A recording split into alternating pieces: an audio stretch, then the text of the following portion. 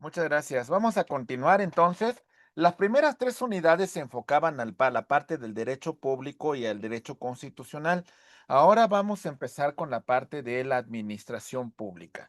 Esta cuarta unidad se intitula Principios y organización de la administración pública.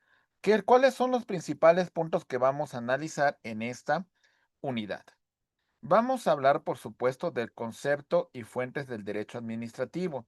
Hablaremos de la definición, características y principales fuentes. Continuamos con el tema de la administración pública y sus principios, como son legalidad, eficiencia e imparcialidad. Hablaremos de la estructura del Poder Ejecutivo, nivel federal, estatal y municipal. Hablaremos del acto administrativo, conceptos, elementos, vicios y efectos. Y bueno, vamos a empezar con las conclusiones sobre los puntos claves de la administración pública. Los objetivos generales que tenemos en relación a esta unidad son los siguientes: explorar el derecho administrativo y la administración pública en nuestro país para comprender cómo funciona el Estado. Vamos a verificar la interacción ciudadano-gobierno. El estudio de estos temas es fundamental para conocer las bases de la relación entre el ciudadano y gobierno. Vamos a entender las actualizaciones legislativas a la Ley Orgánica de la Administración Pública Federal y las estructuras estatales y municipales, concluyendo con el marco constitucional vigente para aterrizar sobre los conceptos que se aplican tanto en la Constitución y en las leyes secundarias sobre la administración pública. Entonces, estos son los puntos que revisaremos. Y la primera referencia que vamos a comentar es: ¿qué es el derecho administrativo? Decimos, la rama del derecho público que regula la organización, funcionamiento, poderes y deberes de la administración pública y las consecuencias de las relaciones jurídicas entre la administración y otros sujetos. Dentro de este concepto vemos características principales del concepto que son: primero, rama del derecho público. Dos, regula la función del Estado en cuanto a la administración. Tres, establece relaciones de coordinación y subordinación. Y cuatro, tiene un carácter autónomo, pero estrechamente vinculado con el derecho constitucional. Si lo vemos de esta manera, vamos a ver que la administración va a establecer un tema de jerarquías, un tema de competencias, un tema de facultades. La administración pública regula cómo funciona, cómo se estructura el Estado. ¿Y cuál es la finalidad del derecho administrativo? Bueno, vamos a destacar que es la siguiente: el equilibrio entre las prerrogativas de la administración y los derechos administrados, garantizando el interés público respecto a los derechos fundamentales que se reconocen en nuestra Constitución. Es decir, al final de cuentas, lo que busca el derecho administrativo, acuérdense que esta función se encuentra encomendada dentro de nuestra Constitución. De aquí va a surgir cómo funciona la administración pública, ¿sale? Centralizada, desconcentrada y descentralizada. Ok, tenemos la centralizada que tiene como cabeza de sector a la presidencia de la República y aquí abajito tenemos a las secretarías de Estado. Ok, tenemos que estas van a delegar ciertas competencias a estos órganos que vamos a conocer como desconcentrados. Y la descentralizada habla de cierta competencia de autonomía, de manejar sus propios recursos, pero lo importante también es destacar cómo se relaciona la administración pública con los gobernados. ¿Ok? Este es un tema, por supuesto, de importancia fundamental. ¿Cómo vamos a definir nosotros, en este caso, las fuentes del derecho administrativo? ¿De dónde surge? ¿Cuáles son las normas que lo van a regular? Y establecemos, la principal fuente es la Constitución. De la Constitución se establece sus fundamentos. Artículo 90, 93, 115 y 122 de la Constitución. Los poderes constituidos, los poderes dedicados a la función gubernamental. Las leyes que son la Ley Orgánica de la Administración Pública Federal, las leyes estatales y municipales y leyes administrativas especiales. Los reglamentos, disposiciones generales expedidas por el Poder Ejecutivo para la aplicación de leyes, la jurisprudencia, criterios relevantes del Poder Judicial de la Federación, y por supuesto, los tratados internacionales de conformidad con el artículo 133 de nuestra Constitución. Entonces, más o menos haciendo un esquema de esta naturaleza, destacamos lo siguiente. Todo surge del ordenamiento constitucional. De esta constitución van a surgir los poderes derivados de ella, los poderes constituidos, es decir, el supremo poder de la federación, el poder ejecutivo, el poder legislativo y el poder judicial. En particular, nos vamos a encomendar a la función del poder ejecutivo y cómo va a funcionar la administración pública, estableciendo leyes orgánicas, ¿ok? Leyes orgánicas sobre la administración pública, estableciendo, por supuesto, reglamentos, decretos y circulares que van a ser aplicadas por los entes dentro de esta administración pública. Por ello, vamos a complementar nuestro comentario y vamos a revisar que otras fuentes del derecho administrativo dentro de las fuentes formales son los decretos, disposiciones de carácter particular que en ejercicio de su función administrativa realiza el presidente de la República a nivel federal y los gobernadores de los estados a nivel local. ¿De acuerdo? Muy bien. Tenemos las circulares, comunicaciones internas que regulan aspectos específicos de la función de la administración. Principalmente, este vincula a los servidores públicos de una dependencia gubernamental. ¿Se comprende, compañeros? ¿Sí? Bien. Sí, También vamos a encontrar los acuerdos administrativos.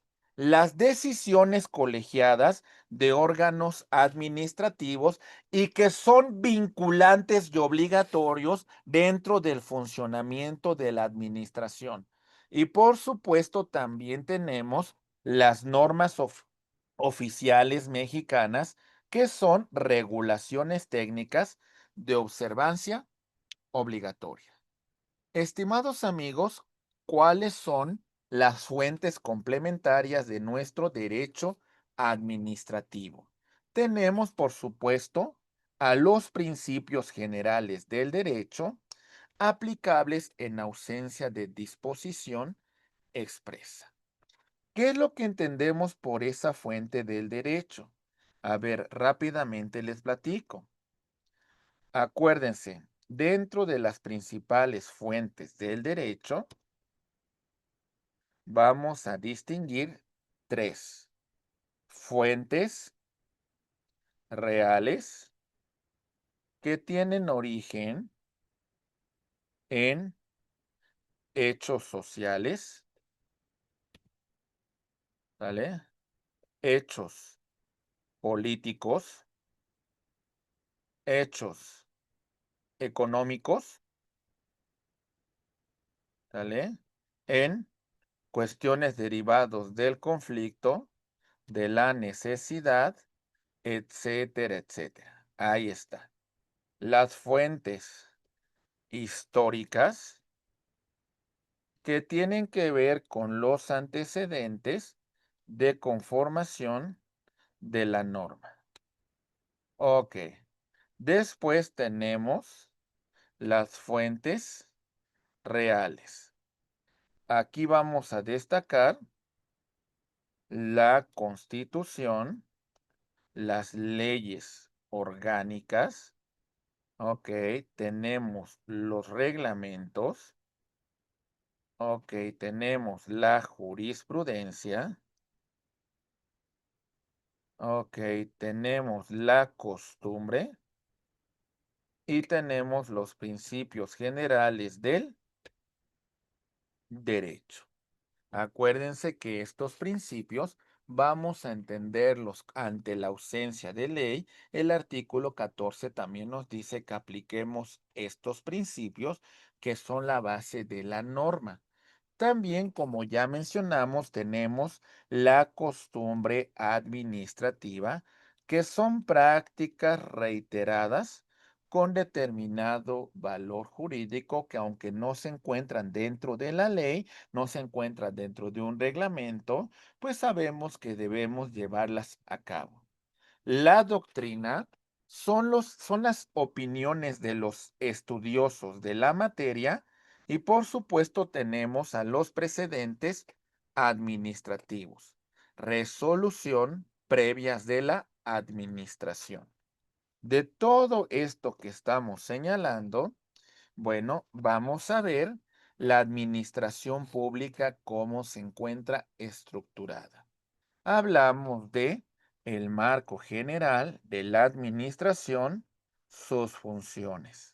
Vamos a hablar de la administración pública centralizada y la descentralizada, su fundamento constitucional y sus principios legales. ¿De acuerdo? Entonces empezamos con la administración pública. ¿Cómo la vamos a definir? Ahí va. Muy bien. En relación a la administración, vamos a hablar de los órganos y dependencias del Poder Ejecutivo en sus tres niveles: federal, estatal y municipal.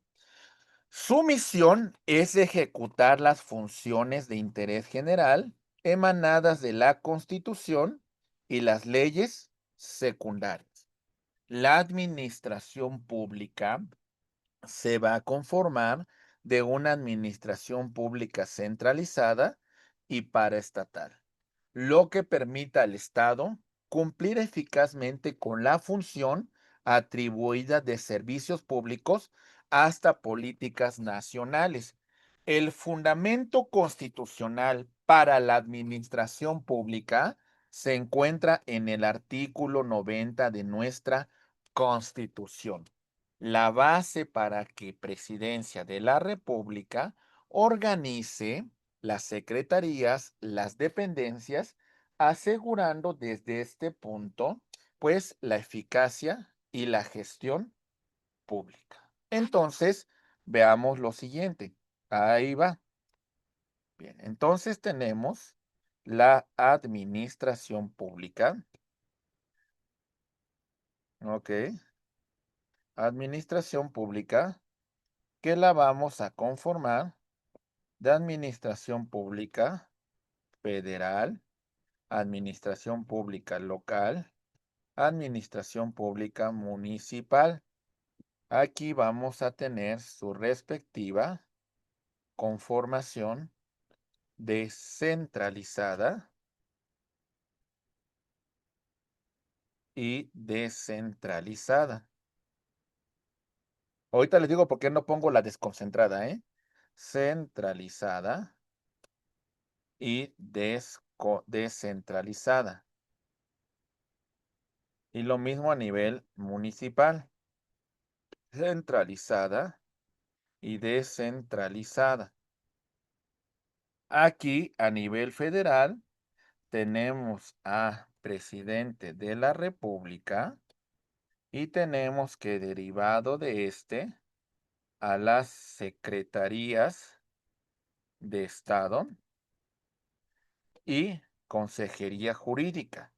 En la descentralizada hablamos de los órganos constitucionales autónomos que van a tener de autonomía, ¿ok?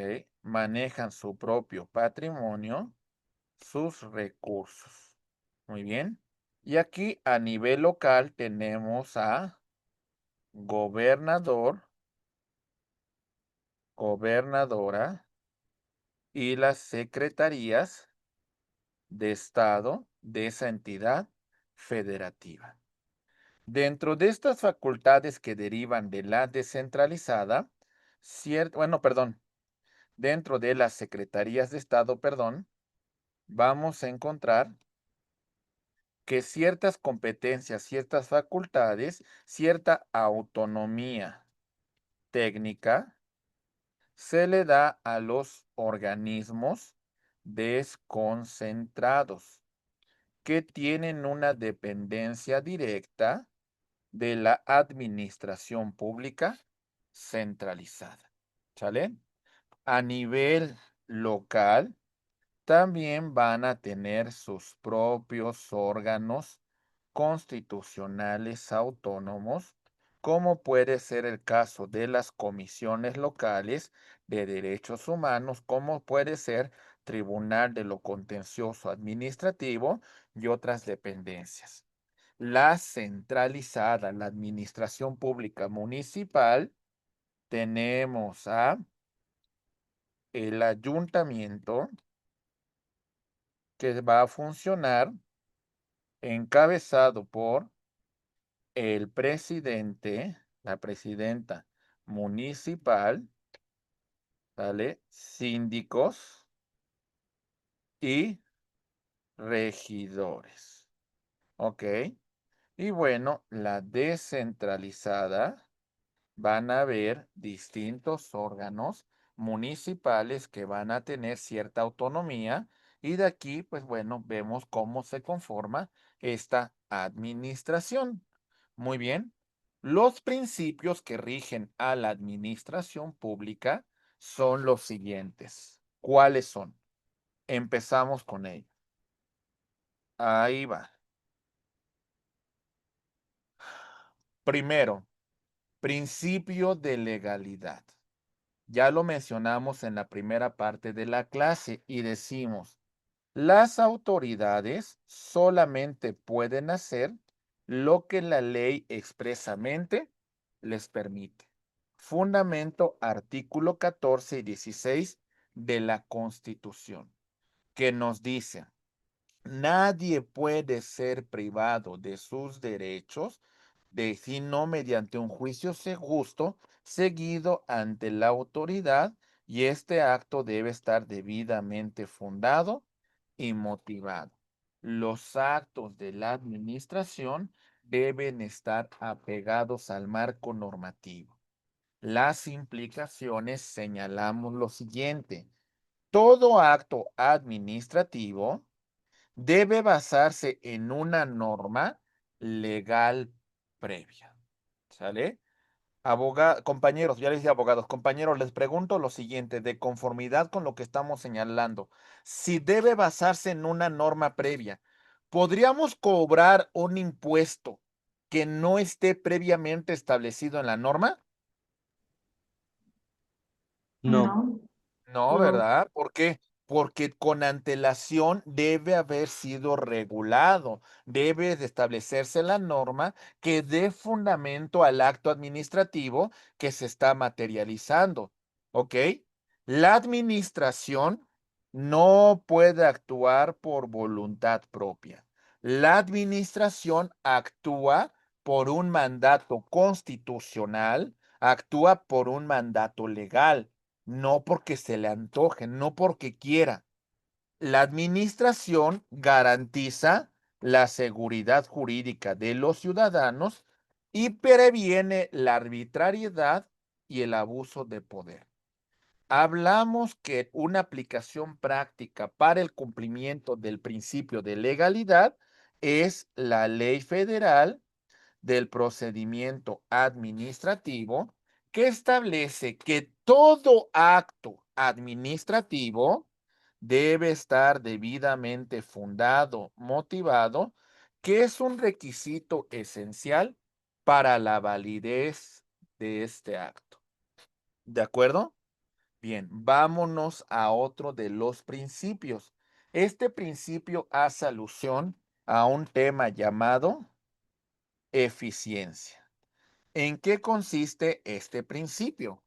Decimos, el principio de eficiencia exige que la administración pública optimice los recursos disponibles para alcanzar los fines públicos, maximizando resultados y minimizando costos. Si podemos gastar menos, pero podemos ser más eficientes, entonces se cumple con este requisito.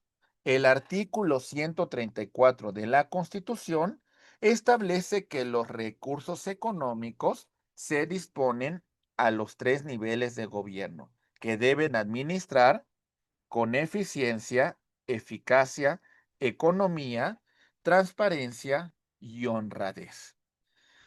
Primer elemento que estudiamos, la simplificación administrativa. Requerimos procesos más sencillos y rápidos para el ciudadano y por supuesto la administración. Si nosotros establecemos procesos administrativos largos, tediosos, burocráticos, lo que vamos a generar que el ciudadano, en la medida de lo posible, pues no cumpla con este acto administrativo o para simplificar trámites, entre a un tema de corrupción. Ok, lamentablemente esto puede ocurrir, ¿verdad? También, por supuesto, en esta simplificación hablamos que estos procedimientos sean mucho más ágiles y en todo caso podamos aplicar en este punto, ¿sale? Inclusive procedimientos en línea que pueden facilitar pues el trámite ante la administración pública.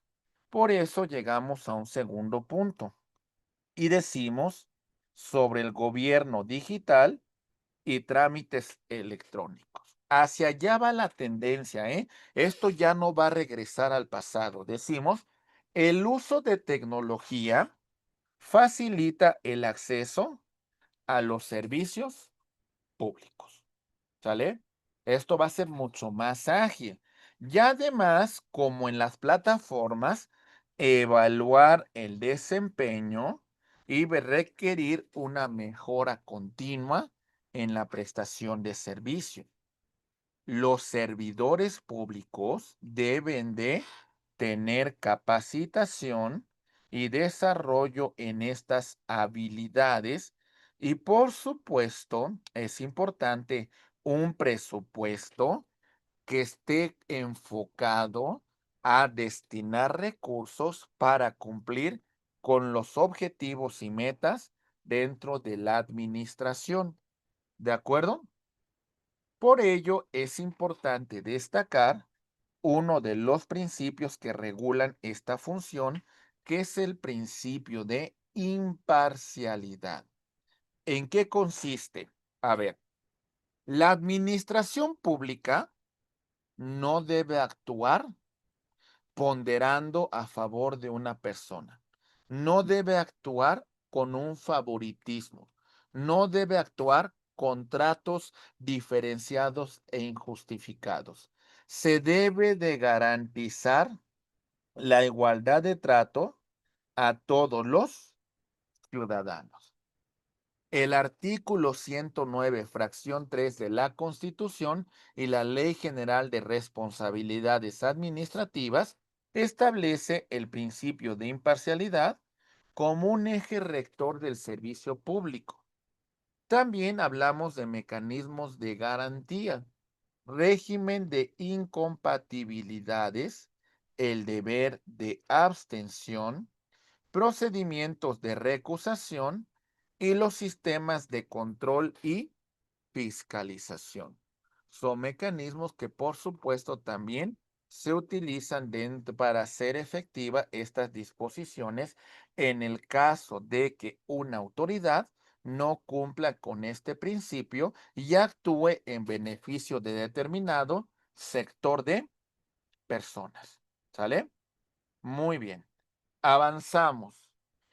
Cuando hablamos, por ejemplo, el deber de abstención, implicaría que si tienes un interés tú como autoridad dentro de el acto jurídico que estamos celebrando, lo mejor es que tú no lo conozcas y otro funcionario atienda la solicitud, porque si no nos encontramos con un conflicto de intereses. Si aquella persona, aquel servidor público no se abstiene, nosotros podemos iniciar un procedimiento de recusación, lo que implicaría que otro servidor público que no tenga interés en el acto jurídico que estamos celebrando, desarrolle él mismo.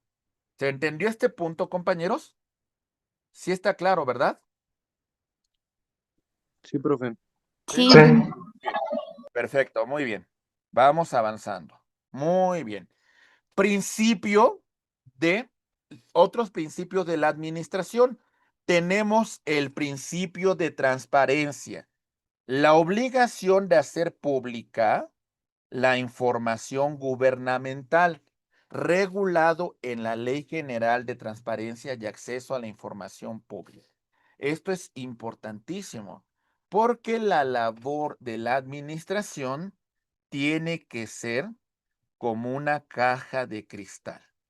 ¿Qué significa esto? Pues que tiene que ser visible para todo el gobernado, para todo el ciudadano, pues tiene que ver con esta claridad, ¿sale? Tiene que ver con este enfoque muy claro y transparente, los actos que se están desarrollando. También, por supuesto, vemos el principio de honradez. La actuación con rectitud, probidad en el manejo del recurso, como si se tratase de un buen padre de familia, como si se tratase de un recurso que tenemos que cuidar porque es el erario público y no tenemos que destinar a cosas distintas de a donde va destinado ese gasto público. Hay que cuidar el recurso. Por eso se supone que el servidor debe de regirse por este principio. La eficacia, capacidad de lograr los objetivos y metas, ¿sale? Contemplada en el principio de eficiencia y está contemplada en la ley federal de presupuesto y responsabilidad hacendaria. Y por supuesto, la equidad, la distribución justa de los beneficios y cargas, atendiendo las circunstancias de cada caso. Y en este caso también prestar el servicio público en cumplimiento de estos principios. ¿De acuerdo? Bueno, hemos visto los principios que regulan la administración pública. Ahora vamos a iniciar con cómo se encuentra estructurado, cómo funciona el Poder Ejecutivo Federal. Empezamos por su titular, presidente, presidenta de la República, jefe de Estado y de gobierno. Ya lo expliqué, representa al Estado mexicano en el exterior. Ok, y por supuesto, ratifica las leyes. Y el jefe de gobierno implica la administración pública en el interior del Estado. Una república presidencialista.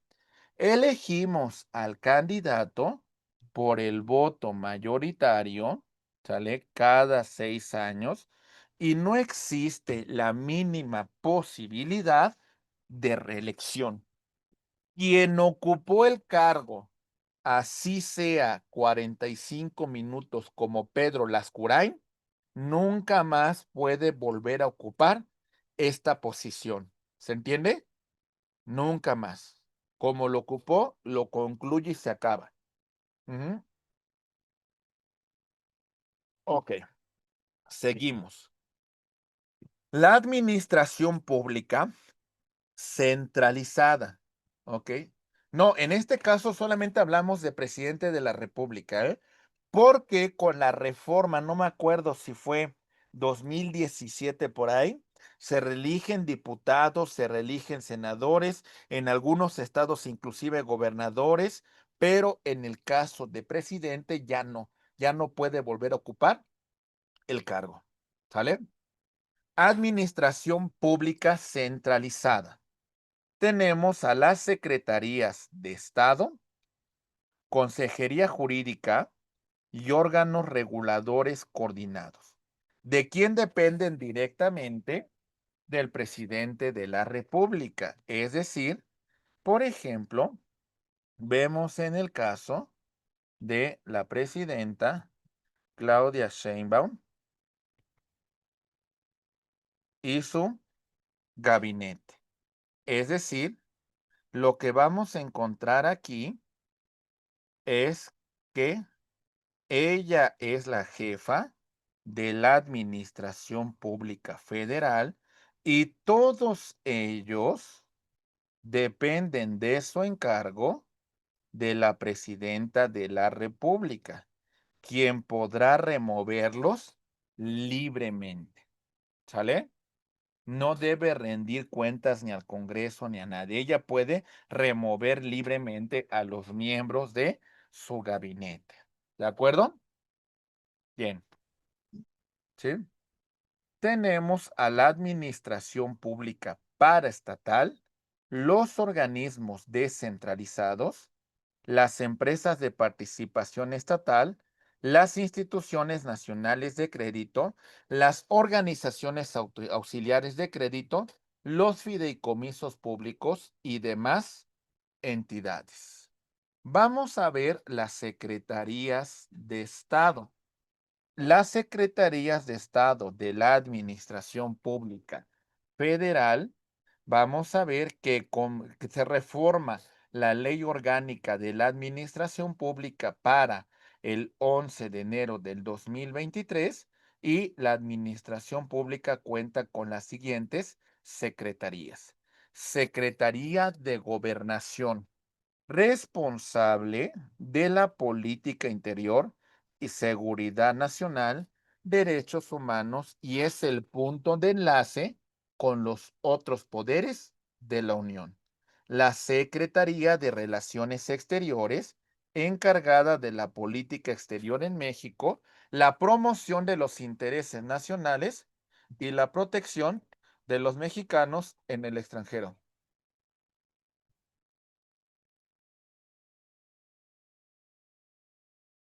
Ok.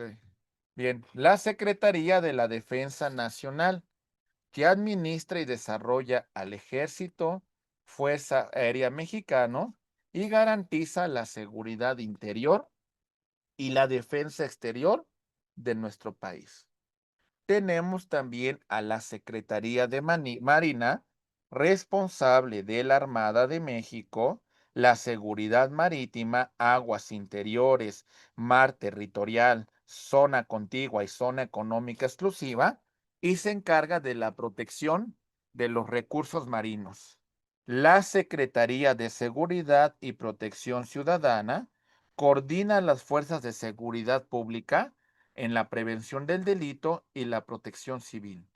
Tenemos la Secretaría de Hacienda y Crédito Público, formula, dirige la política económica del gobierno, incluyendo la recaudación fiscal y gasto público.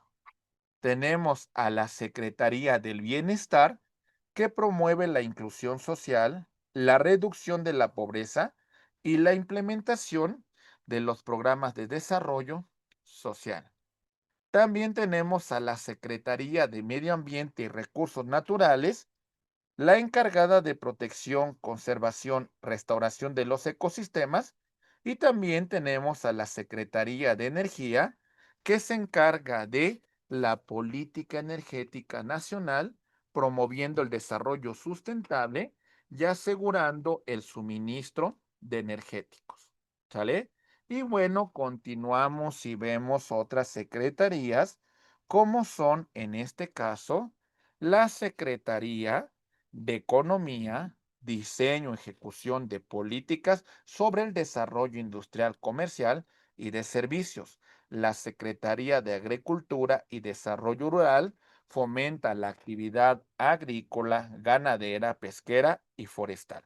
La Secretaría de Infraestructura de Comunicaciones y Transportes planifica, construye y mantiene la infraestructura en el país en materia de comunicaciones y transportes. ¿Sale? La Secretaría de Educación Pública, el responsable de la política pública en materia educacional en todos sus niveles de, en este caso, de investigación científica, primarias, secundarias, universidades, etcétera, etcétera.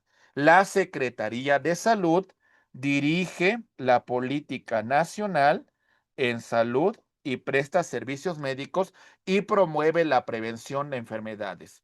La Secretaría de Trabajo y Previsión Social vela por los derechos laborales y promueve el empleo digno y seguridad social.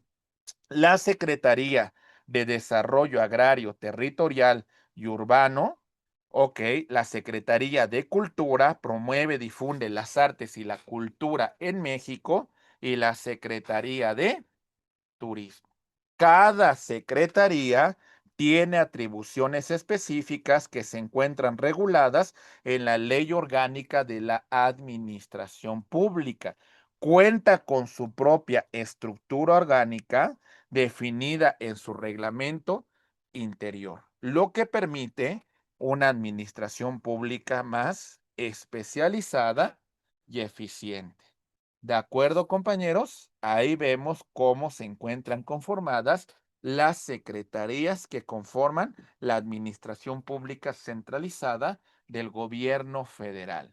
¿Algún comentario sobre estas secretarías, compañeros? ¿Algún comentario sobre en qué consiste la administración pública centralizada? No. No. No. Ok, No. muy bien. Ahora nos vamos a nivel local, ¿sale? De forma general, tenemos la estructura del poder ejecutivo en una entidad federativa. El titular del poder ejecutivo, vamos a encontrar que es el gobernador del estado. Es elegido por sufragio universal para un periodo de 6 años sin posibilidad de reelección. Algunos estados están previendo esta reforma para que pues sus gobernadores puedan ser reelegidos. ¿Sí? Tenemos, por supuesto, a las secretarías estatales. Las dependencias auxiliares del gobernador, su número y denominación varía de conformidad con cada estado. La mayor parte de ellas se incluyen gobierno, finanzas, educación, seguridad pública, desarrollo económico, entre otros. Y los estados también van a tener sus órganos desconcentrados estatales. Es decir, que tienen su propia personalidad jurídica y patrimonios propios y realizan actividades correspondientes a áreas estratégicas. Su fundamento se encuentra en las constituciones locales, ¿ok? Y también en las leyes orgánicas de la administración pública de cada entidad federativa. ¿De acuerdo? Si encontramos la diferencia en cómo funciona la administración pública federal y la administración pública local, ¿verdad? ¿Está claro? Sí. Sí, Ok. Sí. Y ahora tenemos a la administración pública municipal. Esta se va a encontrar conformada por un ayuntamiento, órgano colegiado que integra las principales figuras de la administración pública local. Se fundamenta en su autonomía municipal y las leyes específicas de cada estado. Se encuentra encabezada por el presidente municipal, jefe de la administración pública municipal y representante político del municipio, síndicos, representante jurídico del ayuntamiento y responsable de vigilar los aspectos financieros. Regidores encargados de vigilar, atender ramos específicos dentro de la administración pública. ¿De acuerdo? Muy bien, entonces aquí tenemos cómo se encuentra configurado este ayuntamiento por presidente municipal, por síndico, que es el representante jurídico del ayuntamiento, y por supuesto los regidores que atienden determinadas circunstancias dentro de la administración. Mucha atención con esto que vamos a señalar. Normalmente la fórmula de presidente municipal, ¿sale? Y de síndico dependen de, en este caso, van a ser designados por el mismo partido político, por la misma coalición, ¿ok? Mientras que el tema de los regidores, ¿ok? Estos se van a determinar de conformidad con el voto, de conformidad con un porcentaje referente al resultado electoral. Muy bien. Ok. Vamos avanzando. El fundamento legal que regula al municipio libre se encuentra en el artículo 115 de nuestra Constitución. La estructura y autonomía de un gobierno municipal garantiza su funcionamiento y atribuciones específicas. Artículo 115 de nuestra Constitución. El municipio es la base de la división territorial y la organización pública y administrativa de los estados, dotando a los municipios de autonomía de gestión. Los municipios van a complementar su función de conformidad con las leyes orgánicas municipales o códigos municipales. Estos documentos regulan de forma más específica la organización interna, atribuciones y funcionamiento de los municipios dentro de su respectiva jurisdicción. ¿Se entiende? Los municipios de forma general vamos a tener la estructura de funcionamiento a través de lo siguiente. Uno, Dependencias administrativas. La Secretaría del Ayuntamiento, Tesorería Municipal, Oficialía Mayor, Dirección de Obras Públicas, de Seguridad Pública, entre otras. Esto va a variar de conformidad con el tamaño y las necesidades del municipio. Hay municipios que tienen una población mayor que incluso un estado. Hay municipios que económicamente representan más dinero que un estado y por ello pues tienen una organización y una configuración distinta. Los servicios públicos. El municipio tiene a su cargo servicios públicos como son agua potable, alumbrado público, limpia, mercado, panteones, rastro, calles y seguridad pública. Estas atribuciones se encuentran consagradas dentro del artículo 115 de nuestra Constitución y también dentro de su propia demarcación tienen comités de participación ciudadana, consejos vecinales y consultas públicas que permiten la intervención de la ciudadanía en asuntos municipales.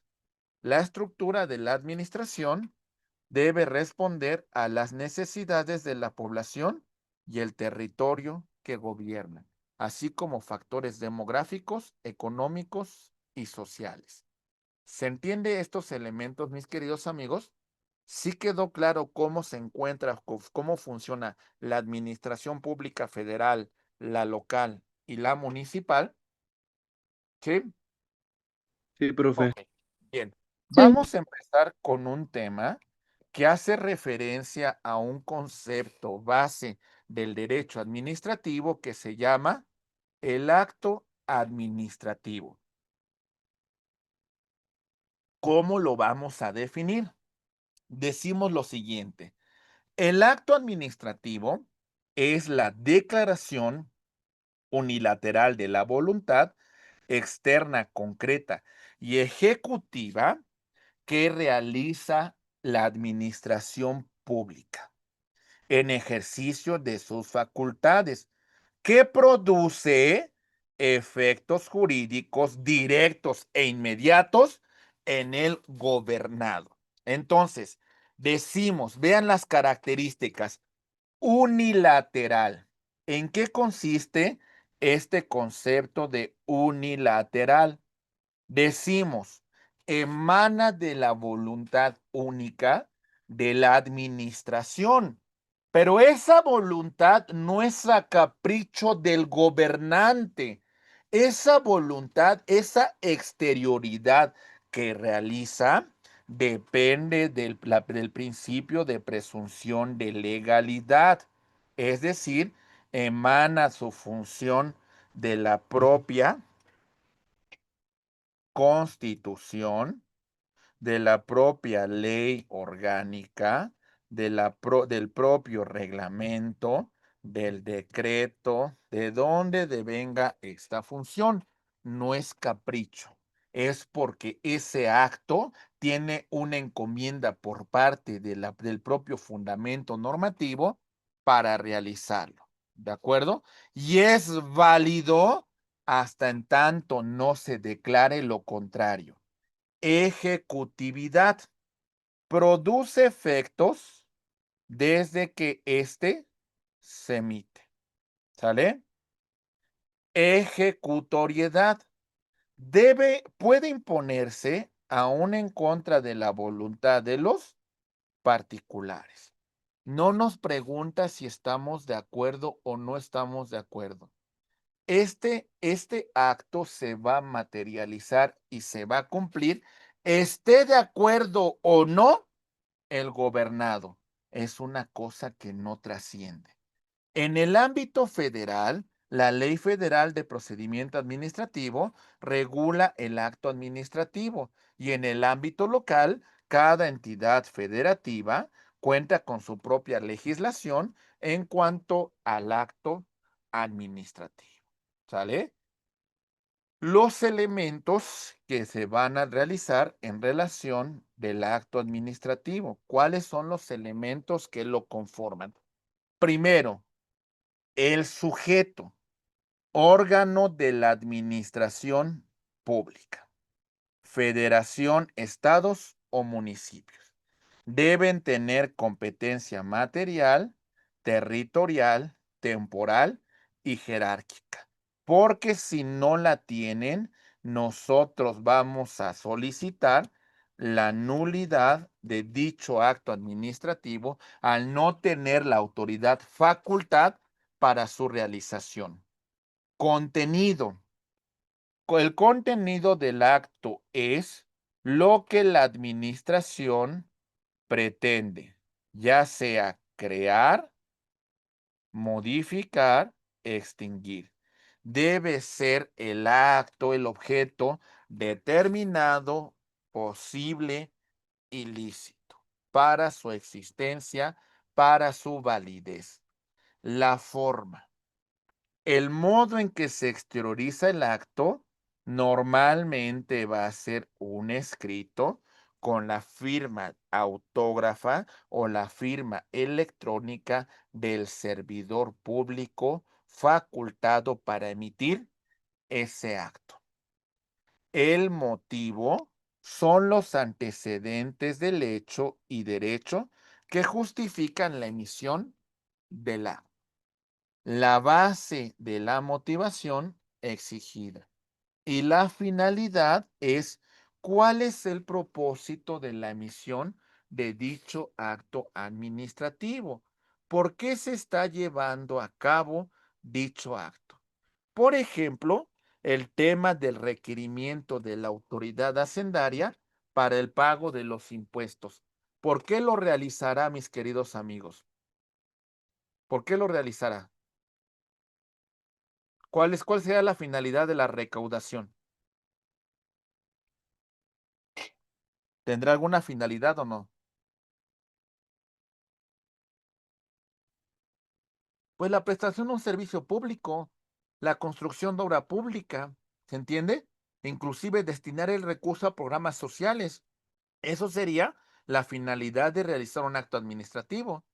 ¿Se entiende, compañeros? ¿Sí? Sí, profesor. Sí, ok. Me preguntan algunas otras formas que puede requerir el acto administrativo, inclusive también la propia ley confiere que pueda ser también a través de medios digitales. Eso podría ser otra forma en la cual se materializa el acto administrativo. ¿De acuerdo? Muy bien, vamos avanzando. Ahí va. Muy bien. Decimos. Requisitos de validez del acto administrativo de conformidad con el artículo 3º de la Ley Federal del Procedimiento Administrativo. ¿Sale? Mi estimada Karina nos comenta lo siguiente. Dice, cuando se recaudan fondos para el gobierno, también puede llevarse el dinero a a programas para después de un desastre natural.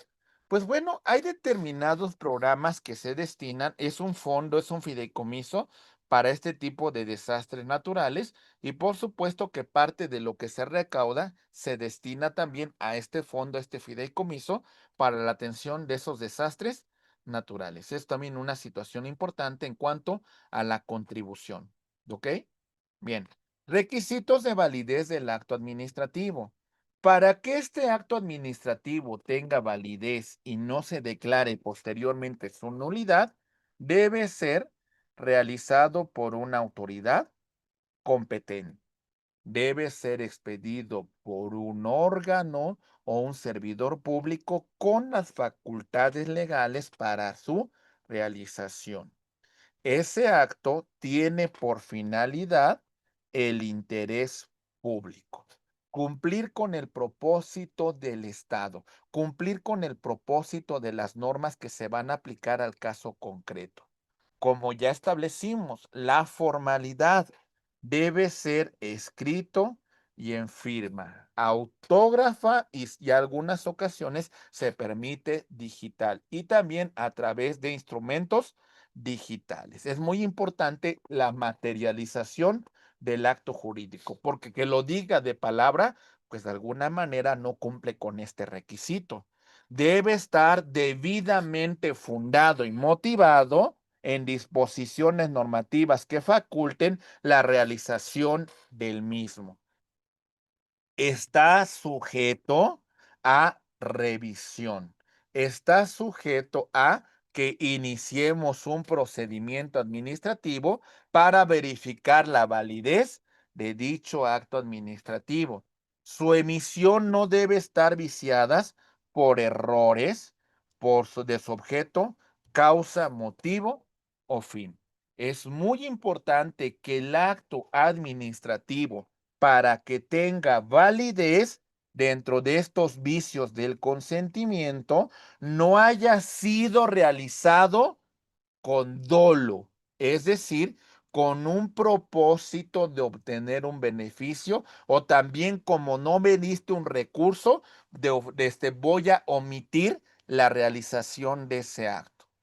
También, por supuesto, debe ser expedido sin que medie violencia para su creación. Es muy importante que se deje claramente de cuál es el órgano de dónde emana dicho acto y las referencias precisas, sin errores en referencia a expedientes, documentos o nombres de personas. ¿De acuerdo? Ok. Vicios del acto administrativo. ¿Qué vicios podemos destacar? Bueno, señalamos lo siguiente. Ahí va. Vicios de competencia. Incompetencia material. La Profe, no autoridad, entendí muy bien mande, la diapositiva anterior.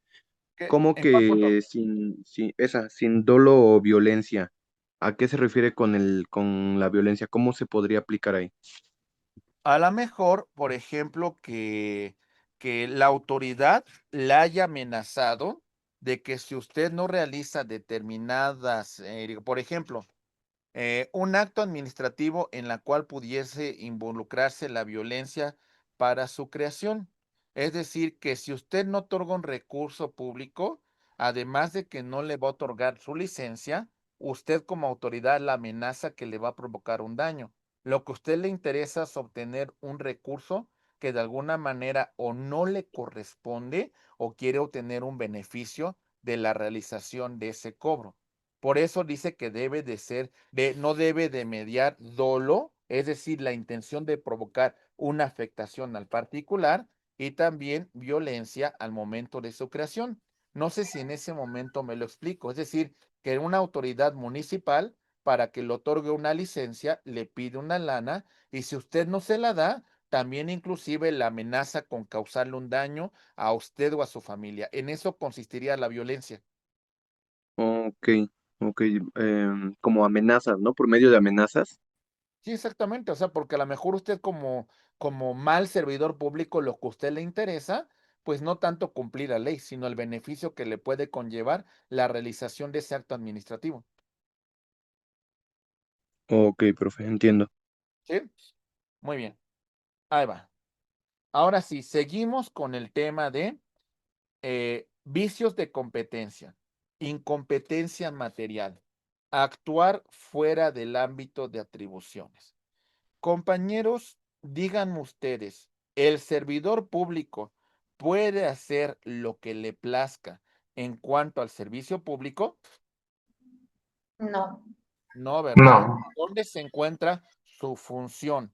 Específicamente dentro de las propias leyes, la Constitución, las leyes orgánicas, los reglamentos, ¿de acuerdo? Y si un servidor público que no tiene esas atribuciones realiza el acto administrativo, entonces hablamos de un vicio de competencia, es decir, hay una incompetencia material que nos pudiese conllevar a qué? A la nulidad del acto administrativo. ¿Se entiende? Porque ese servidor no tiene facultades para la emisión del acto administrativo. ¿Vamos bien? sí, Siguiente. Incompetencia territorial. El servidor público también actúa dentro de un ámbito de vigencia que vamos a señalar de la siguiente manera. Servidor público dentro de un ámbito de vigencia, ¿sale? Espacial, temporal, y debe prestar sus servicios de forma general. Es decir, si no se encontrara dentro de la demarcación geográfica donde él tiene atribuciones y realiza el acto administrativo, ¿qué creen que va a pasar con este acto administrativo, compañeros? Se sanciona. Pues va a ser nulo, ¿No ¿verdad? tiene validez? No tiene Se validez. cancela. Porque a lo mejor, a ver, a lo mejor sí tiene esas facultades de emitir esa licencia, pero sus facultades se limitan a la alcaldía Azcapotzalco y que pretendemos que esa licencia se aplique en la alcaldía, sale Miguel Hidalgo. No tienes esas facultades, no tienes esas atribuciones territoriales. ¿Se entiende? ¿Sí? Sí. Incompetencia temporal. A ver, el servidor público sí tiene, bueno, esas facultades se encuentran suspendidas porque de alguna manera se encuentra compitiendo para otro cargo de elección popular y dejó hasta cierto punto su encargo a otro funcionario. Él no se encuentra en funciones. ¿Tendría facultades él para emitir el acto cuando no está en funciones o cuando ya las mismas han concluido? No. Ya no, No. ¿verdad? Entonces hay una incompetencia temporal, porque el espacio en la cual, el aspecto temporal en donde tú tenías esas funciones imperativas como funcionario, ya no las tienes, ¿sale? E incompetencia jerárquica, ¿qué implica? Que esa función no te corresponde a ti, le corresponde a tu superior jerárquico y tú estás tomando una atribución que tiene tu superior y estás invadiendo esa competencia.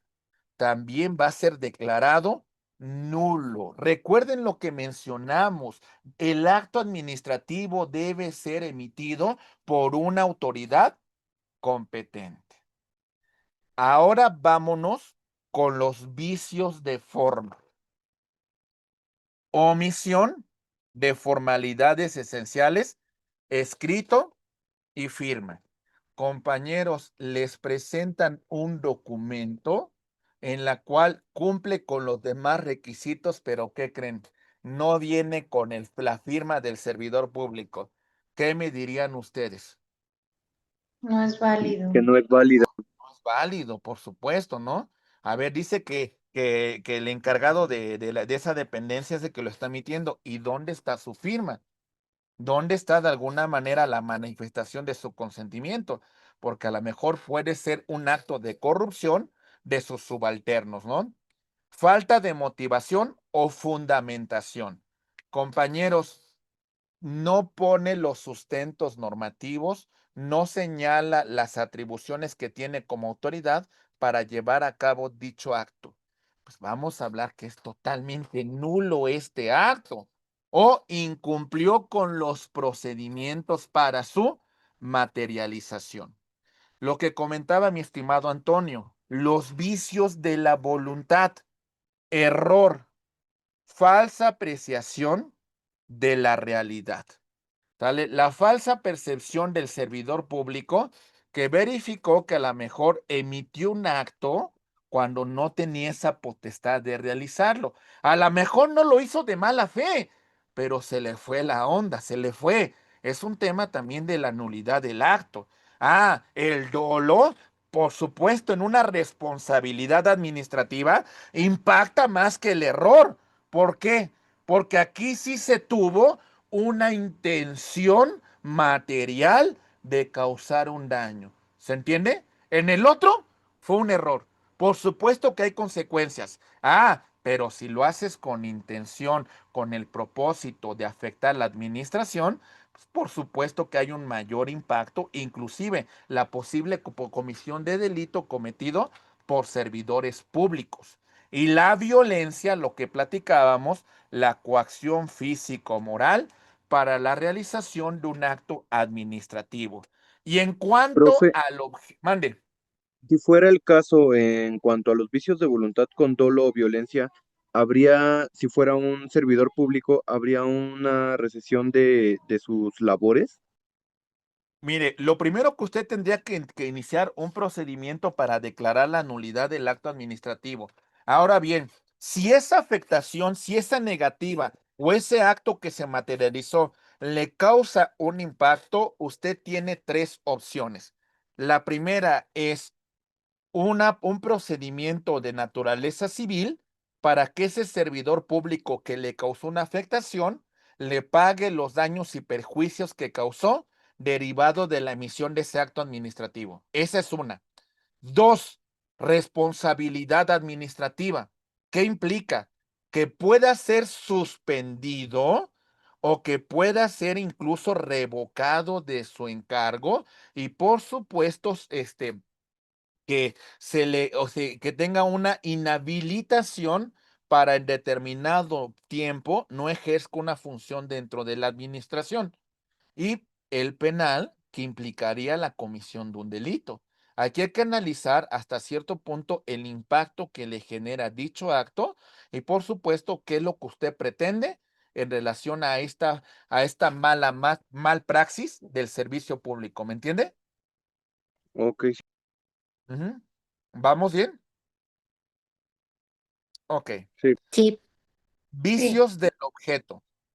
Imposibilidad física o jurídica. ¿Sale? Es decir, compañeros, imaginen ustedes, pues, que me pretendan otorgar una licencia de construcción para que yo realice una construcción en el interior del bosque de Chapultepec. ¿Podrían darme esa concesión, compañeros? ¿Podrían darme esa licencia para que yo construya en mi casa? No, no, Hay una imposibilidad físico-jurídica, ¿verdad? Aunque, desgraciadamente, hace algunos años hubo una situación de que en parte del bosque de Chapultepec hubo ciertos permisos que autoridades otorgaron, pues para pues la construcción de determinadas obras en una parte que todavía era del bosque de Chapultepec, no me acuerdo de qué sección, pero de alguna manera esto implica un acto de corrupción. Ilicitud contrario a las normas jurídicas. Por ejemplo, vamos a suponer que en esta alcaldía se permite la construcción de edificios de hasta 10 niveles, ¿sale? Y resulta que la autoridad permitió la construcción de otros 2 niveles, pues porque por ahí se me ofreció un departamento, por ahí hubo alguna cuestión de recursos. Eso entraría dentro de una ilicitud porque es contrario a las normas jurídicas por lo que respecta a la urbanización de esa zona. ¿Se entiende, compañeros? Sí. ¿Sí? sí, profe. sí, Y la sí, determinación profe. que implica una falta de precisión, pues de alguna manera de señalar los alcances del acto administrativo. ¿Está claro? Sí. Sí, yo tengo una pregunta. Y dígame, por favor. Eh, no sé si por pura curiosidad. ¿Bajo qué circunstancias se podría generar así un permiso para construir así en un terreno que sea federal? Bajo un tema de corrupción, no hay de otra. Ah, ok, O sea, ok. esa sería la cuestión, ¿eh? O sea, hay servidores públicos que se la juegan, ¿eh? No hemos visto de algunos servidores públicos, por ejemplo, en Playa de Carmen, en Cancún, en zonas costeras, que permiten inclusive la urbanización en playas y hasta cierto punto, esto ha sido muy frecuente últimamente de muchos servidores, ¿eh? Es totalmente ilegal. Ahí está. No sé Ah, si ok. esperan que nadie les diga nada, que nadie reclame, pero hoy en día con las redes sociales, con todo lo que vemos, pues es más, es mucho más visible este fenómeno de corrupción, ¿no? Sí, Sí, sí. ¿vale? Muy bien. Sí, No, profe. bueno, sí.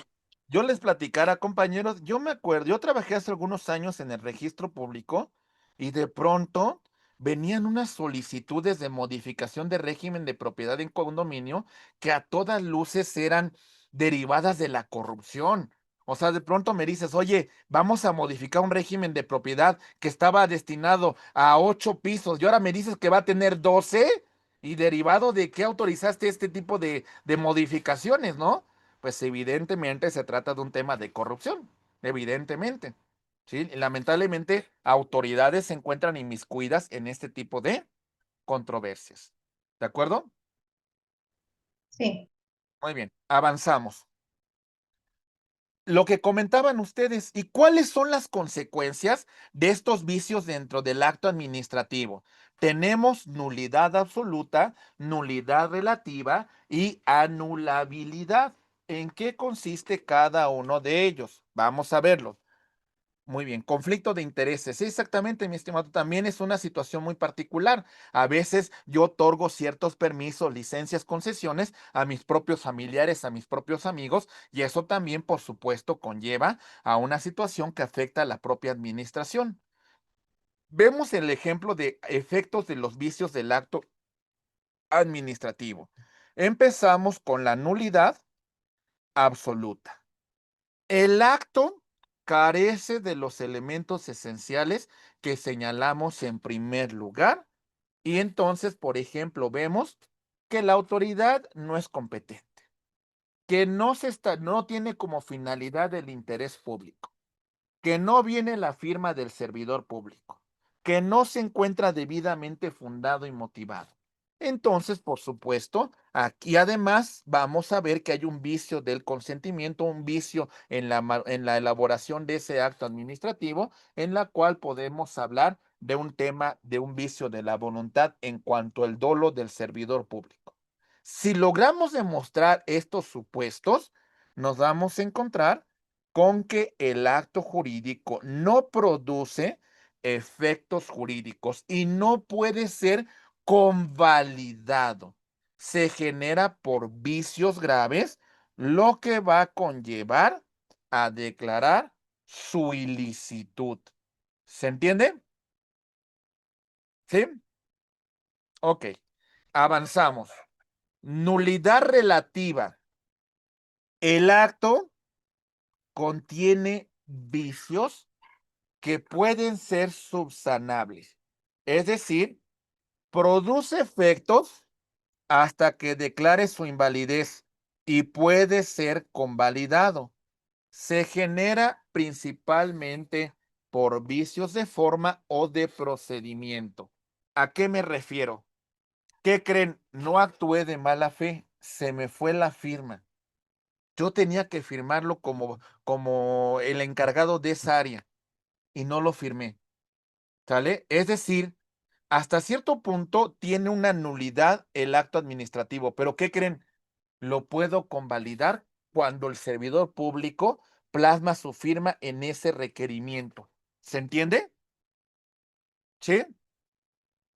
¿Sí o no? No. Sí, ¿No? no, A ver, por ejemplo, yo le otorgo una licencia a usted, ¿sale? A lo mejor porque va a abrir una lonja mercantil.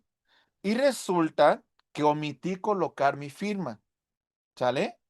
Es decir, ese acto administrativo que no tiene la firma del servidor puede ser convalidada cuando el servidor público a lo mejor se percate de que sí cometió un error y va a colocar su firma dentro del documento para que cumpla con ese requisito de validez.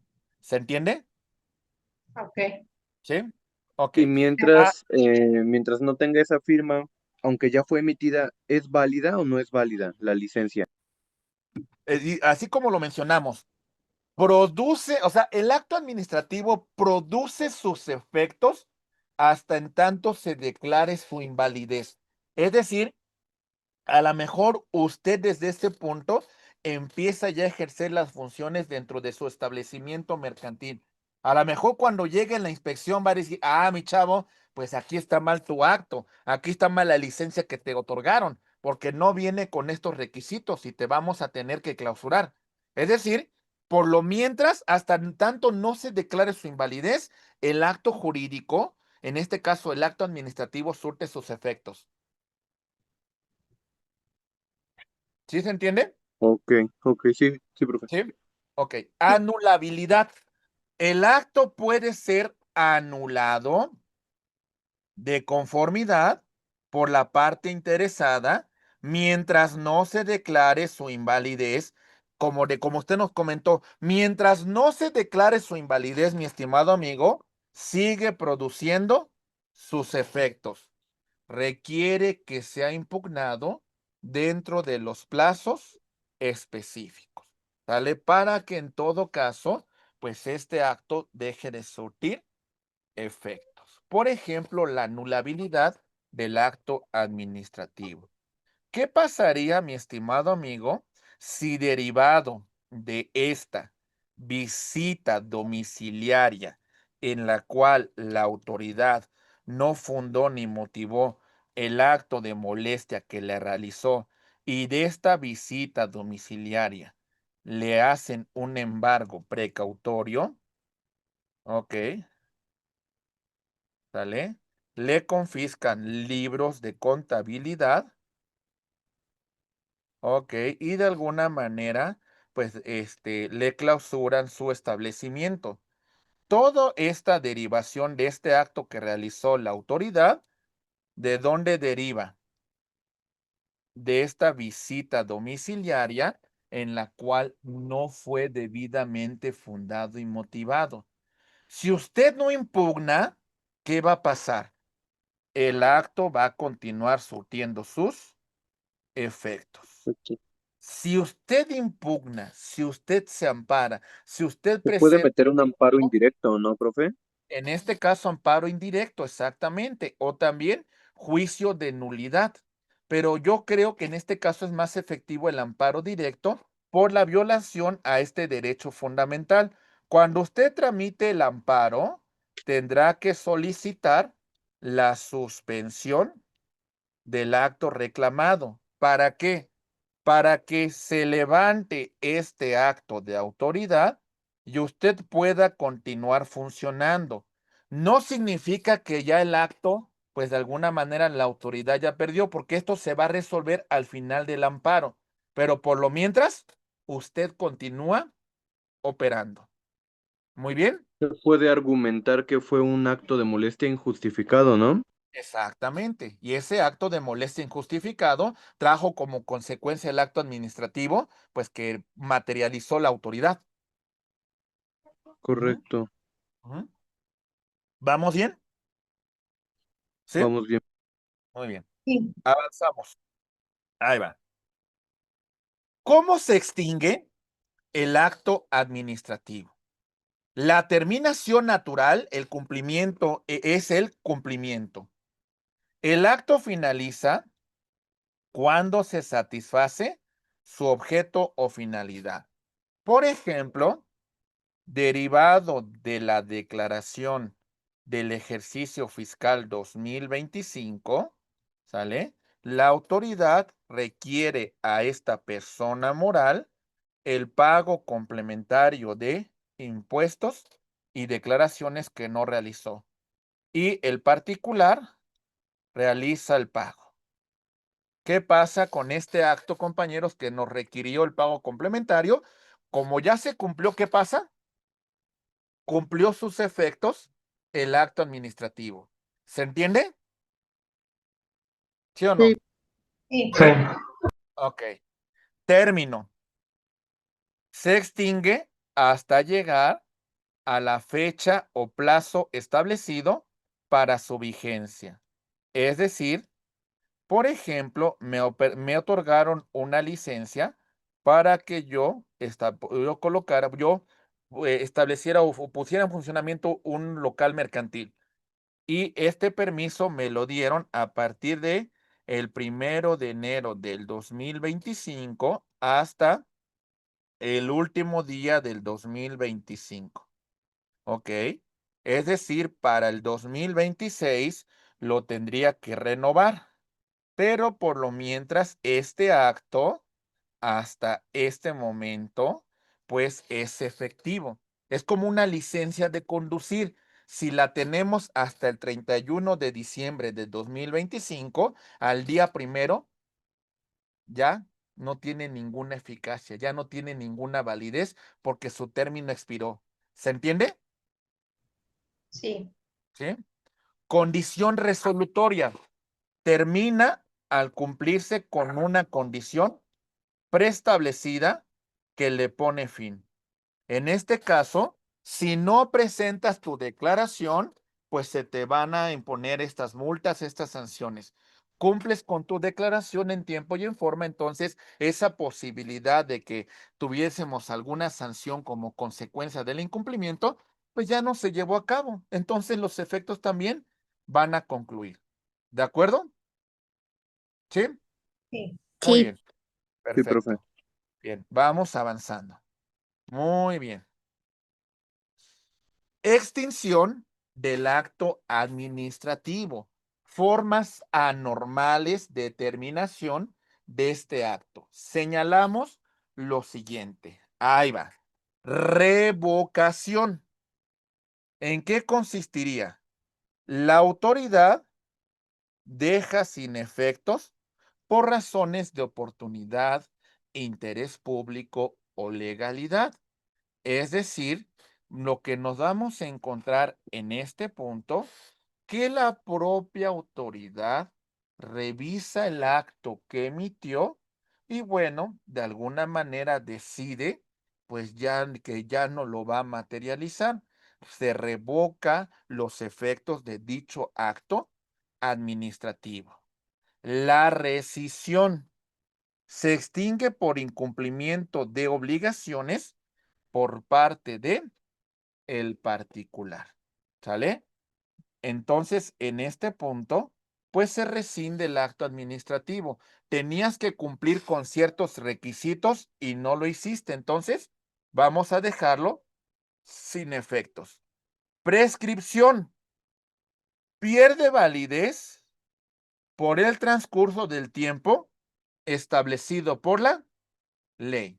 Es decir, por ejemplo, en materia fiscal, lo único que puede requerir el fisco son los últimos 5 años en el tema de declaraciones. Es decir, para este ejercicio 2025, tengo como límite el ejercicio fiscal del 2020. Ya no me puedo ir al 2019 porque en este caso ya prescribió el derecho de la autoridad para revisar esa contabilidad.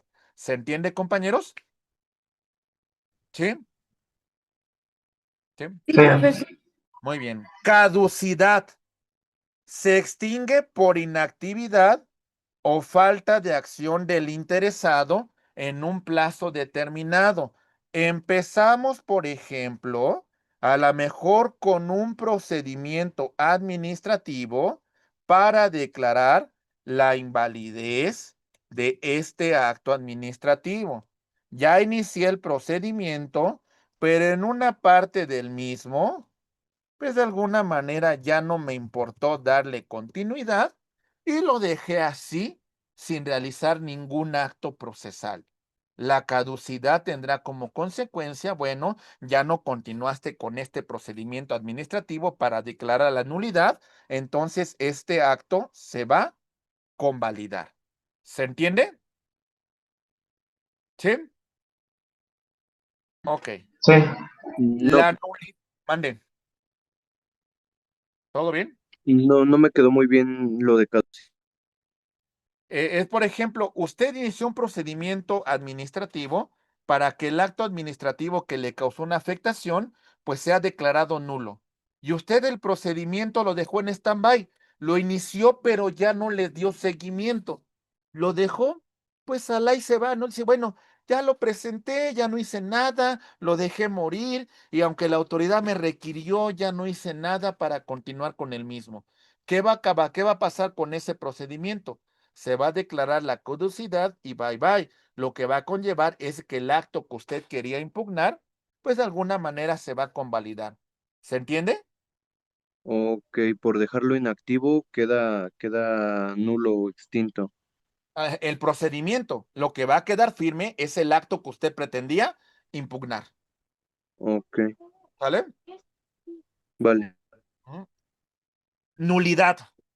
Esto lo va a declarar la autoridad administrativa o judicial derivada por vicios de origen. ¿Quién es el único que puede declarar la nulidad en este caso del acto administrativo? La autoridad administrativa a través a nivel federal del Tribunal Federal de Justicia Administrativa, a nivel local los tribunales de lo contencioso administrativo y a nivel federal el Tribunal Colegiado de Circuito, también por supuesto en el amparo directo. ¿Se entiende? ¿Sí? Ok. Muy bien. Bien, estimados amigos. Perfecto. Medios de impugnación que tenemos para, pues, inconformarnos, para, pues, revertir los efectos de ese acto administrativo. Tenemos el recurso administrativo, tenemos el juicio contencioso administrativo y tenemos el juicio de amparo. Demos un segundito, por favor. Ahí va.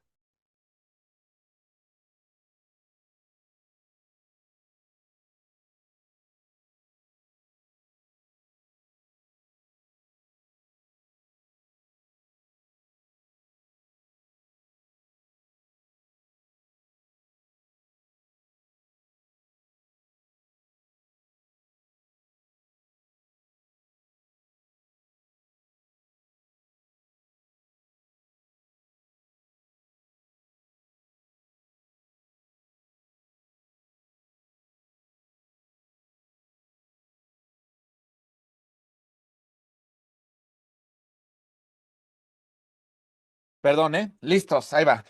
Recurso administrativo, juicio contencioso administrativo y juicio de amparo. Empezamos con el primero de los recursos. Recurso administrativo. Procedimiento que se tramita ante la propia administración en el ámbito federal. Se encuentra regulado por la Ley Federal de Procedimiento Administrativo. Cada legislación establece sus propios recursos. Queda claro entonces que este recurso es un recurso que vamos a llamar horizontal. ¿Qué significa un recurso horizontal? Que la misma autoridad que lo emitió, ¿sale? Reasume jurisdicción y esta misma califica el acto que realizó y lo confirma, lo modifica o lo revoca. ¿Se entendió, compañeros? ¿Sí está claro? ¿Sí? No, maestro, a mí no me quedó A ver, muy la claro. misma autoridad. A ver, ahí va. Es decir, usted solicita una licencia y la autoridad, pues de alguna manera, le negó esa licencia porque dice que usted no cumplió con los requisitos. En este recurso administrativo, lo que usted va a hacer internamente es, se va a inconformar y presenta este recurso ante la misma autoridad que lo emitió, expresando sus agravios. Y en este recurso, a lo mejor dice la autoridad, ¿qué creen? Sí me equivoqué.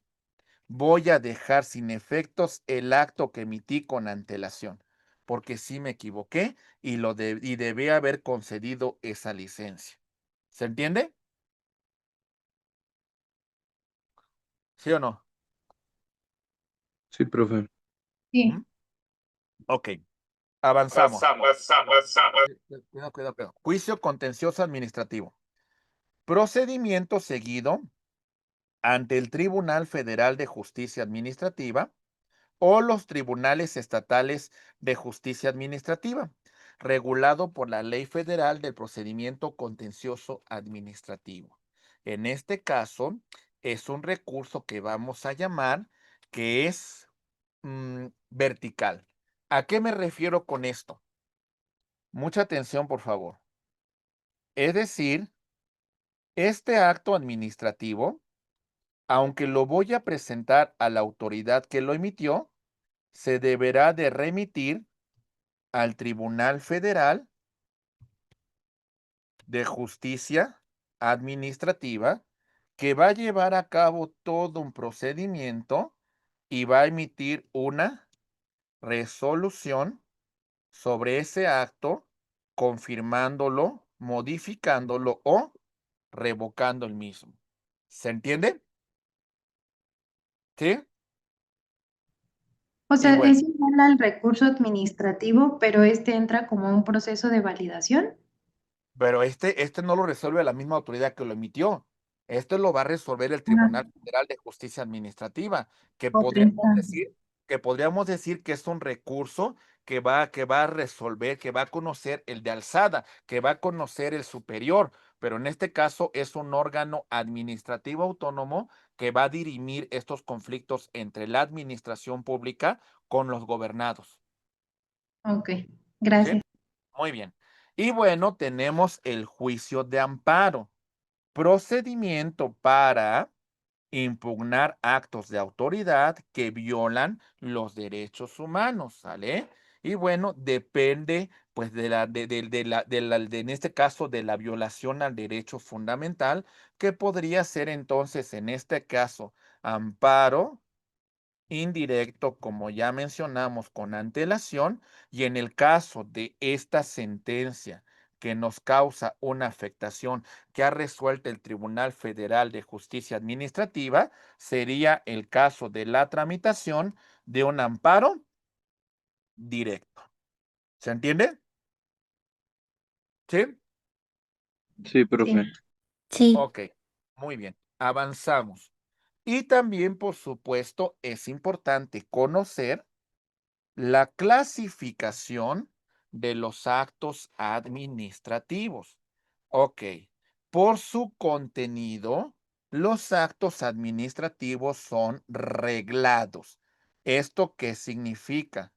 Que la ley va a determinar todos sus elementos. ¿Ok? Tenemos, por supuesto, actos discrecionales. La autoridad tiene cierto margen de apreciación y entonces en ese margen de apreciación puede ser un ejercicio de ponderación. ¿A qué me refiero? Por ejemplo, vamos a hablar, por ejemplo, en el caso de prestación de servicios públicos. Ahí va. Muy bien. ¿Qué pasaría, compañeros, si en la prestación de este grupo de servicios, pues tiene que atender a personas derivadas de grupos vulnerables? Ahí está. Nos encontramos con esta situación. Porque en este caso en particular, mis queridos amigos, ¿por qué podría establecer, aunque la ley establezca un tributo en particular para la prestación de este servicio, por qué la autoridad tendría la facultad de discrecionalmente otorgar un beneficio a este grupo? ¿Se entiende, compañeros? Beneficios atendiendo su situación de vulnerabilidad. Esto es un ejercicio de ponderación que va a tener los propios integrantes de la administración pública. ¿Está claro? sí, Sí. Bien, sí, avanzamos. Perfecto, muy bien. Tenemos también por sus efectos constitutivos. Crean, modifican, extinguen una situación jurídica en particular. Es decir, por ejemplo, vamos a ver un acto de inmatriculación administrativa, ¿sale? Sobre esta propiedad, sobre esta casa, yo solamente soy poseedor, ¿sale? Solicito, en este caso, a la autoridad un procedimiento de inmatriculación administrativa para que se me reconozca que ejerzo una posesión pública, ¿vale? Posesión pública, pacífica, de buena fe, a título de propietario. ¿Para qué? Para que derivado de esta inmatriculación, ¿sale? Yo me prepare, esta inmatriculación se llama inmatriculación administrativa, se me reconozca ese derecho de poseedor y después de un determinado transcurso de tiempo, ahora sí, yo pueda iniciar un procedimiento de prescripción positiva para que se me declare propietario. ¿Se entendió, compañeros? ¿Sí? ¿Vamos Sí. bien? Ok, bien, vamos avanzando. Tenemos también actos administrativos que son declarativos. ¿En qué consiste este acto administrativo? Reconocen situación preexistente. Es decir, no manifiestan ningún derecho, solamente expiden o materializan algo que ya con antelación ya se había reconocido. Por ejemplo, si yo solicito, mis queridos amigos, al registro civil mi acta de nacimiento, ¿qué es lo que me van a expedir en el registro civil? Pues es un documento que con antelación ya obran los libros de gobierno, ¿se entiende? No me van a expedir nada distinto. No se me va a otorgar ningún nuevo derecho. Solamente me expide lo que ya consta en la oficina registral. ¿Se comprende? ¿Sí o no? Sí, sí, Ok, profesor. Sí. ahí va. Avanzamos. Tenemos actos generales dirigidos a un número indeterminado de personas. Es para todos. Es decir, por ejemplo, todos los que son propietarios en el ayuntamiento de Atizapán, si pagan a más tardar al mes de enero, tienen un 10% de descuento el pago del impuesto predial. Si pagan en febrero, tienen un 8%. Si pagan en marzo, tienen un 6%. Es decir, en este caso, pues va dirigido pues a todos, ¿verdad? Los que se encuentren en esa situación jurídica. Y actos individuales, pues se dirigen a personas en particular. Por ejemplo, a lo mejor programas sociales que van destinados a cierto grupo social, pues de alguna manera hacia allá va destinado el acto administrativo y se acabó, como el pago de como el tema de los programas sociales. Muy bien. Ok. Actos por relación con otros actos. Actos definitivos. Resuelven un asunto, ¿sale? Como la resolución que dicta el Tribunal Federal de Justicia Administrativa. Y actos de trámite que preparan una decisión final, en este caso, pues todo el procedimiento que voy llevando para la convalidación de dicho acto jurídico. Y en este punto, mis queridos amigos, vamos a llegar a las conclusiones de esta unidad. Y en relación a estas conclusiones, estos son puntos importantes que vamos a destacar. La actividad, el derecho administrativo como pilar del Estado de Derecho. El derecho administrativo constituye un elemento fundamental para el funcionamiento del Estado en nuestro país. Por supuesto, se rige por lo que establecen las leyes orgánicas de la administración pública y garantiza el derecho de los ciudadanos. Acuérdense que hablamos de principios que rigen a la administración pública. Mencionamos el de legalidad. Los actos administrativos se deben de apegar al mandato que establecen las normas administrativas. La eficiencia, por supuesto, la profesionalización y por supuesto que con menor gasto tenemos que ser más eficientes en el servicio público que vamos a brindar. También, por supuesto, la imparcialidad. Yo debo tratar a todos los gobernados con la misma calidad y no debo de tener un interés en cierto grupo en particular. ¿Sale? Acuérdense que es un fundamento importante cumplir con los principios de la administración pública. Recordemos que la administración pública en nuestro país abarca 3 niveles de gobierno: federal, estatal y municipal, y cada uno tiene su propia regulación. El acto administrativo es la expresión del poder público y vemos que debe de cumplir con ciertos requisitos para su validez, y en caso de no, se puede declarar su nulidad. Y por supuesto, hay una evolución constante del marco administrativo en nuestro país y son los requisitos importantes que mencionamos sobre esta unidad.